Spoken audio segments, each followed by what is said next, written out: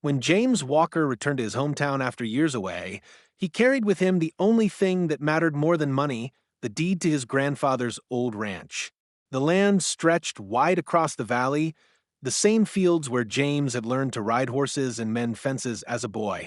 To him, it wasn't just property, it was heritage. But to the HOA that had sprung up around the nearby subdivision, it was just vacant land waiting to be claimed. The moment James pulled up in his pickup, he noticed something strange. The old wooden fences had been cut down. A shiny new community park sign stood where his grandfather's barn used to be, and within minutes, a woman in oversized sunglasses, the self-proclaimed HOA queen, Karen, stormed toward him, shrieking, "Get out of my land!" James calmly unfolded the deed, showing his family's name printed in black ink. But Karen wasn't having it. She ranted that the HOA had annexed the ranch, that it now belonged to the community, and that his presence was trespassing.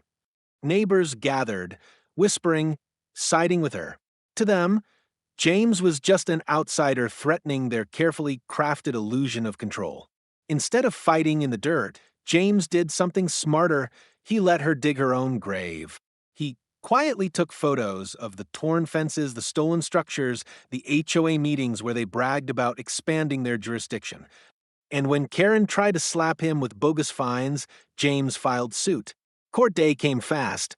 Karen entered confident, waving papers that she thought proved her claim.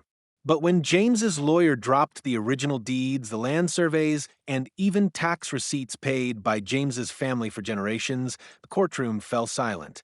The judge's ruling was swift and merciless. The ranch belonged to James. The HOA had not only trespassed, but also committed theft and vandalism. Karen's smugness vanished overnight.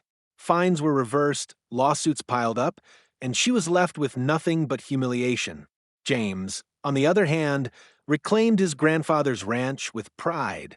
Standing on the porch of the old farmhouse, he knew one thing for certain: legacy always outlasts greed.